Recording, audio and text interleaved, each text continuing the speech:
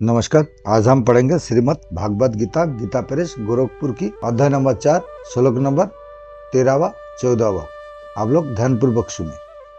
संबंधो 8वें श्लोक में आपने अवतार के उद्देश्य का वर्णन करके 9वें श्लोक में भगवान ने अपने कर्म की दिव्यता को जानने का महत्व बताया। कर्मजन्य सिद्धि चाहने से ही कर्मों में अद्वितीयता मलिनता आती है। अंत कर्मों में दिव्यता पवित्रता कैसे आती है इसे बताने के लिए अब भगवान अपने कर्मों की दिव्यता का विशेष वर्णन करते हैं। व्याख्या। पूर्व जन्म में किए हुए कर्म के अनुसार सत रजो और तमो इन तीनों गुणों में न्यूनाधिकता रहती है। सृष्टि रचना के समय उन गुणों और कर्मों के अनुसार भगवान ब्राह्मण क्षत्रिय वैश्य और शूद्र इन चारों वर्णों की रचना करते हैं। मनुष्य के सिवाय देव पितर तिर्यक आदि दूसरी जोनियों की रचना भी भगवान गुणों और कर्मों के अनुसार ही करते हैं। इससे भगवान की किंचित मात्र भी विषमता नहीं है। पद प्राणी मात्र का उपलक्षण है। इसका तात्पर्य है कि मनुष्य ही चार प्रकार के नहीं होते, अपितु पशु पक्षी वृक्ष आदि भी चार प्रकार के होते हैं। जैसे पक्षियों में कबूतर आदि, ब्राह्मण, बाज आदि, क्षत्रिय, चील आदि वैश्य और कौआ आदि शूद्र पक्षी है। इसी प्रकार वृक्ष में पीपल आदि ब्राह्मण, नीम आदि क्षत्रिय, इमली आदि वैश्य और बबूल किक्कर आदि शूद्र वृक्ष है। परंतु यहाँ चतुर्वर्णम पदों से मनुष्य को ही लेना चाहिए, क्योंकि वर्ण विभाग को मनुष्य ही समझ सकते हैं और उसके अनुसार कर्म करते हैं। कर्म करने का अधिकार मनुष्य को ही है। चारों वर्णों की रचना मैंने ही की है। इससे भगवान का यह भाव भी है कि एक तो ये मेरे ही अंश है और दूसरे मैं प्राणी मात्र का सुहृद हूँ, इसलिए मैं सदा उनके हित को ही देखता हूँ। इसके विपरीत ये ना तो देवता के अंश है और ना देवता सबके सुहृद ही है। इसलिए मनुष्य को चाहिए कि वह अपने वर्ण के अनुसार समस्त कर्तव्य कर्मों से मेरा ही पूजन करे। गीता 18वें अध्याय का 46वां श्लोक। यह अकर्तारम पद कर्म करते हुए भी का अभाव बताने के लिए आया है। सृष्टि की रचना, पालन, संहार आदि संपूर्ण कर्मों को करते हुए भी भगवान उन कर्मों से सर्वथा अतीत निर्लिप्त ही रहते हैं। सृष्टि रचना में भगवान ही उपादान कारण है और वे ही निर्लिप्त कारण है। मिट्टी से बने पात्रों में मिट्टी उपादान कारण है और कुम्हार निर्मित कारण है। मिट्टी से पात्र बनने में मिट्टी व्यय खर्च हो जाती है और उसे बनाने में कुम्हार की शक्ति भी खर्च होती है। परंतु सृष्टि रचना में भगवान का कुछ भी व्यय नहीं होता। वे यूं के यूं ही रहते हैं, इसलिए उन्हें अभयम कहा गया है। जीव भी भगवान का अंश होने से अभयम ही है। विचार करे कि शरीर आदि सब वस्तुएं संसार की है और संसार से ही मिली है। अंत उन्हें संसार की ही सेवा में लगा देने से अपना क्या व्यय हुआ। हम तो स्वरूपत अभय ही रहे। इसलिए यदि साधक शरीर, इंद्रिय, मन, बुद्धि, धन, संपत्ति आदि मिले हुए सांसारिक पदार्थों को अपना और अपने लिए ना माने तो फिर उसे अपनी आवश्यकता अनुभव हो जाएगा। यह विधि पद से भगवान ने अपने कर्म की दिव्यता को समझाने की आज्ञा दी है। कर्म करते हुए भी कर्म सामग्री और कर्म फल से अपना कोई संबंध न रहना ही कर्म की दिव्यता है।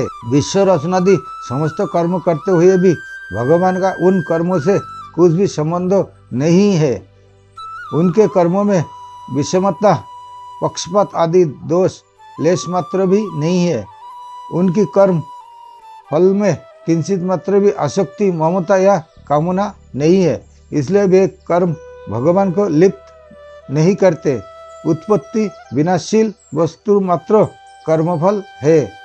भगवान कहते हैं कि जैसे मेरी कर्मफल में स्पृहा नहीं है, ऐसे ही तुम्हारी भी कर्मफल में स्पृहा नहीं होनी चाहिए।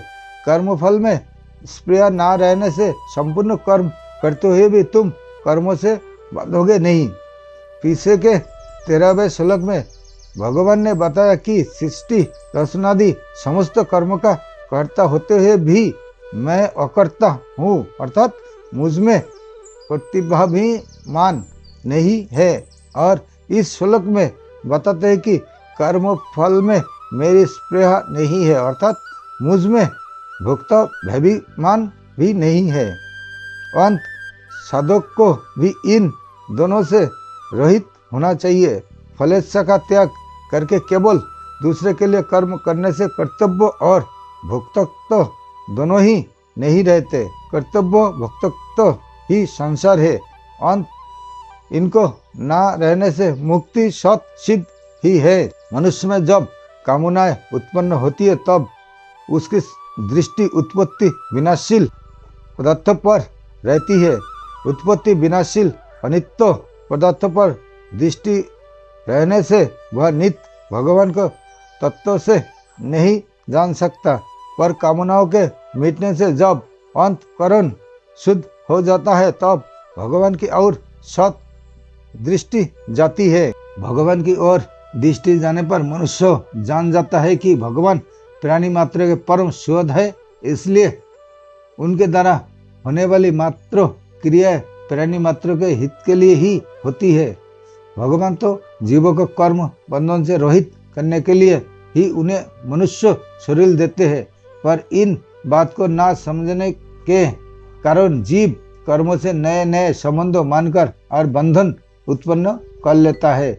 इसलिए कर्तापन और फलेच्छा ना होने पर भी वे केवल कृपा करके जीवों को कर्म बंधन से रहित करके उनका उद्धार करने के लिए ही सृष्टि रचना का कार्य करते हैं। भगवान को इस तरह जान लेने से मनुष्य भगवान की ओर खिंच जाता है।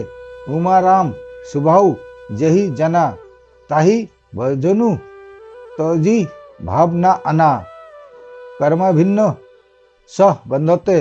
भगवान के कर्म तो दिव्य है ही, संत महात्मा के कर्म भी दिव्य हो जाते हैं। वास्तव में संत महात्मा ही नहीं, मनुष्य मात्र अपने कर्म को दिव्य बना सकता है। जब कर्म में मलिनता, कामना, ममता, आसक्ति आदि होती है तब वे कर्म बंधन वाले हो जाते हैं।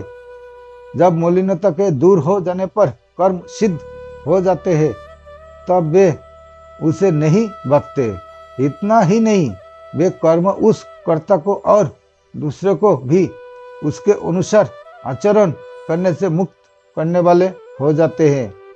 अपने कर्म को दिव्य बताने का सरल उपाय है संसार में मिली हुई वस्तुओं को अपनी और अपने लिए ना मानकर संसार की और संसार के लिए मानते हुए संसार की सेवा में लगा देना। विचार करना चाहिए कि हमारे पास शरीर आदि जितने भी वह वस्तुएं हैं उन सबको हम साथ लाए नहीं और जाएंगे तब साथ ले जा सकते नहीं। उनके रहते हुए उनमें इच्छानुसार परिवर्तन कर सकते हैं, इन्हीं इच्छानुसार रख सकते हैं नहीं, अर्थात उन पर हमारा कोई अधिपत्य नहीं है। इसी प्रकार जन्म जन्मांतरों से साथ आए सूक्ष्म और कारण शरीर भी परिवर्तनशील और प्रकृति के कार्य है, इसलिए उनके साथ भी हमारा संबंध नहीं है। वे वस्तुएं अपने लिए भी नहीं है, क्योंकि उनके मिलने पर भी और मिले यह इच्छा रहती है। यदि वे वस्तुएं अपने लिए होती तो और मिलने की इच्छा नहीं रहती। ऐसा होने पर भी उन वस्तुओं को अपनी और अपने लिए मानना कितनी बड़ी भूल है। उन वस्तुओं में जो अपनापन दिखता है वह वास्तव में केवल उनका सदुपयोग करने के लिए है, उन पर अपना अधिकार जमाने के लिए नहीं। सेवा करने के लिए तो वो सब अपने हैं, पर लेने के लिए कोई अपना नहीं है। संसार की तो बात ही क्या है, भगवान भी लेने के लिए अपने नहीं है, अर्थात भगवान से भी कुछ नहीं लेना है। प्रस्तुत अपने आप को ही भगवान के समर्पित करना है, कारण कि जो वस्तु हमें चाहिए और हमारे हित की है वह भगवान ने हमें पहले से ही बिना मांगे दे रखी है, और ज्यादा से ज्यादा दे रखी है, कम नहीं। हमारे जरूरत को जितना भगवान समझते हैं उतना हम समझ भी नहीं सकते, क्योंकि भगवान की उदारता अपार है। उनके सामने हमारी समझ तो बहुत ही अल्प है, इसलिए उनसे मांगना किस बात का। जो कुछ हमें मिला है उसी का हमें सदुपयोग करना है। वस्तुओं का अपनी और अपने लिए ना मानकर निष्काम भाव पूर्वक दूसरे के हित में लगा देना ही वस्तुओं का सदुपयोग है। इससे कर्म और पदार्थों से संबंध विच्छेद हो जाता है और महान आनंद स्वरूप परमात्मा का अनुभव हो जाता है। परिशिष्ट भाव, जैसे सृष्टि रचना आदि करने पर भी भगवान का अकर्तापन सुरक्षित यूं का यूं रहता है, ऐसे ही जीव का भी स्वरूप से अकर्तापन सत सुरक्षित रहता है, परंतु वह मूर्ता पूर्वक अपने में कर्तापन स्वीकार कर लेता है। कर्म, क्रिया और लीला तीनों एक दिखते हुए भी वास्तव में सर्वथा भिन्न है। जो क्रिया कर्तव्याभिमान पूर्वक की जाए तथा अनुकूल प्रतिकूल फल देने वाली हो वह क्रिया कर्म कहलाती है। जो कर्तव्याभिमान पूर्वक ना की जाए तथा जो फल देने वाली भी ना हो वह क्रिया होती है। जैसे सांसों का आना जाना, आँख का खुलना और बंद होना, नाड़ियों का चलना, हृदय का धड़कना आदि जो क्रिया कर्तव्याभिमान तथा फलेच्छा से रहित तो होती ही है, साथ साथ दिव्य तथा दुनिया मात्र का हित करने वाली भी होती है। वह लीला होती है। सांसारिक लोगों के द्वारा कर्म होता है, मुक्त पुरुष के द्वारा क्रिया होती है और भगवान के द्वारा लीला होती है। अर्थात जैसे संसार ना होते हुए भी दिखता है, ऐसे ही भगवान का सृष्टि रचना आदि कार्यों केवल लीला मात्र है। तात्पर्य है कि भगवान कर्ता ना होते हुए भी लीला से कर्ता दिखते हैं। सिद्ध होता है कि गीता जन्म उत्पत्ति से ही जाति मानती है। जो मनुष्य जिस वर्ण में जिस जाति के माता पिता से पैदा हुए हैं उसी से उनकी जाति मानी जाती है। जाति शब्द ही जोनि प्रादुर्भाव धातु से बनता है, जो जन्मों से जाति को सिद्ध करता है। कर्मों से तो कीर्ति शब्द होता है, जो डुगुआ करणों धातुओं से बनता है। हाँ, जाति की पूर्ण रक्षा उनके अनुसार कर्तव्य कर्म करने से ही होती है। नमस्कार, आज के लिए